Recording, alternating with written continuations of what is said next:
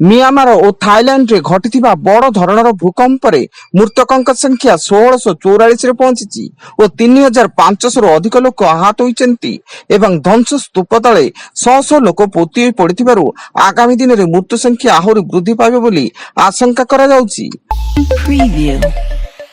ଆଜି IPL 18ର ଦୁଇଟି match ଖେଳାଯିବ। ବିଶାଖାପାଟଣାରେ ଅପରାହ୍ନ 3:30ରେ ଦିଲ୍ଲୀ କ୍ୟାପିଟାଲ୍ସ ସହ ସନରାଇଜ ହାଇଦ୍ରାବାଦର ମୁହାଁମୁହିଁ ହେବ ଏବଂ ଗୁଆହାଟୀରେ ରାତି 7:30ରେ ରାଜସ୍ଥାନ ରୟାଲ୍ସ ଚେନ୍ନାଇ ସୁପର କିଙ୍ଗସକୁ ଭେଟିବ।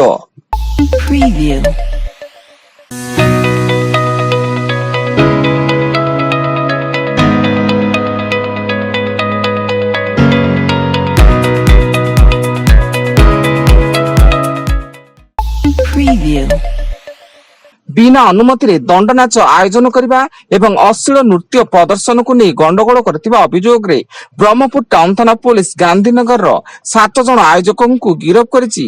ସେମାନେ ହେଲେ ଗାନ୍ଧୀନଗର ପ୍ରଥମ ଲାଇନର ସହଦେବ ପାଣିଗ୍ରାହୀ, ସମୀର ମହାପାତ୍ର, ଦେବାଶିଷ ମାଝୀ, ସରୋଜ କୁମାର ଗୌଡ଼, ବିଶାଲ ପାଣିଗ୍ରାହୀ, ସୁଶାନ୍ତ କୁମାର ବେହେରା ଓ Babula Bishoi.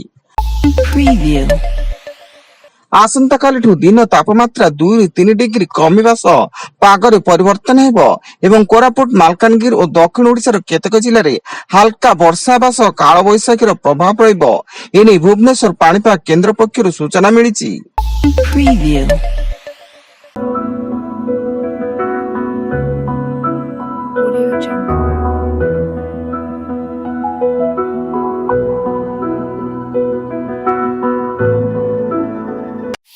Preview.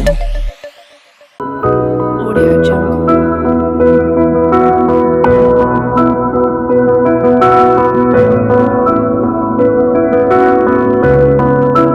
Audio Jungle.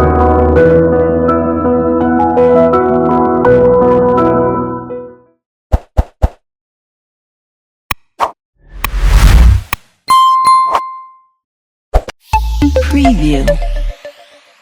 Eid ul ଫିତରରେ ସରକାରୀ ଛୁଟି ସତ୍ତ୍ୱେ ମାର୍ଚ୍ଚ 31ରେ ଗୁରୁତ୍ୱପୂର୍ଣ୍ଣ ଆର୍ଥିକ କାରବାର ପାଇଁ ବ୍ୟାଙ୍କ ଖୋଲା ରହିବ।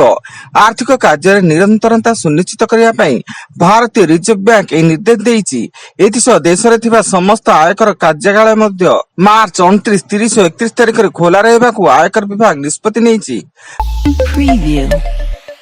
ବଲାଙ୍ଗୀର ଜିଲ୍ଲା କଣ୍ଟାବାଞ୍ଜି ମୁରିବାହାଲ ଥାନା ଅଧୀନ ସେମିଲିପାଲି ଗାଁରେ ଏକ ବନ୍ଦ ଘରୁ ଯୁବକ ଯୁବତୀଙ୍କ ଝୁଲନ୍ତା ମୃତଦେହ ଉଦ୍ଧାର। ଗତ ଶନିବାର ଠାରୁ ଉଭୟ ଘରୁ ବାହାରକୁ କୌଣସି କାମରେ ଯାଇ ଫେରି ନଥିଲେ। ଆଜି ସକାଳୁ ଏକ ବନ୍ଦ ଘରୁ ପୋଲିସ ଉଭୟଙ୍କ ମୃତଦେହ ଉଦ୍ଧାର କରିଛି। ଟିଟଲାଗଡ଼ ବଲାଙ୍ଗୀର କଳାହାଣ୍ଡି ରାସ୍ତା ବେଲଗାଁରେ ଏକ ବ୍ରିଜ ତଳୁ ଯୁବକଙ୍କ ରକ୍ତାକ୍ତ ମୃତଦେହ ଉଦ୍ଧାର ଏବଂ ମୃତକଙ୍କ ପରିଚୟ ଅସ୍ପଷ୍ଟ ଥିବାବେଳେ ଯୁବକଙ୍କୁ ହତ୍ୟା କରି କେହି ଫିଙ୍ଗି ଦେଇଥିବା ସନ୍ଦେହ କରାଯାଉଛି। ଖବର ପାଇ ସ୍ଥାନୀୟ ପୋଲିସ ଘଟଣାସ୍ଥଳରେ ପହଞ୍ଚି ଅଧିକ ଛାନବିନ ଜାରି ରଖିଛି।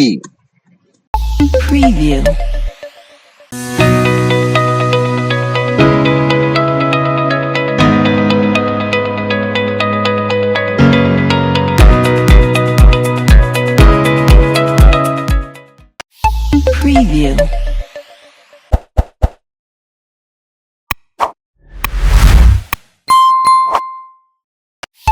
Preview.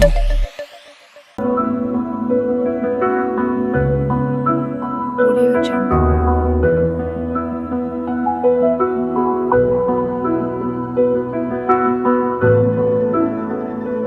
Audio Jungle. Preview.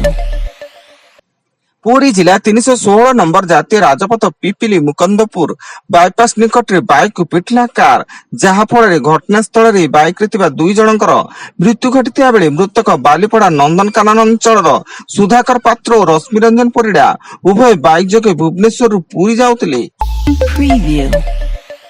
Bhubaneswar Vanivihar Utkal ବିଶ୍ୱବିଦ୍ୟାଳୟରେ ଅଘଟଣ।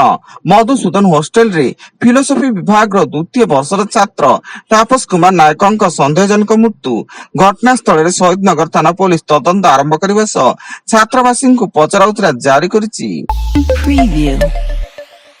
ଏବଂ ବଲାଙ୍ଗୀର ଜିଲ୍ଲା ସିନ୍ଧେକେଲା ଥାନା ଅନ୍ତର୍ଗତ ସୁଣ୍ଡିମୁଣ୍ଡା ନିକଟରେ ଭାରସାମ୍ୟ ହରାଇ ଓଲଟିଲା ଘରୋଇ ସ୍କୁଲ ବସ୍, ଫଳରେ ବସ୍ ଚାଳକ ଅତି ଗୁରୁତର ଥିବା ବେଳେ ପ୍ରାୟ 10 ଜଣ ଛାତ୍ରଛାତ୍ରୀ ଆହତ ହୋଇଛନ୍ତି।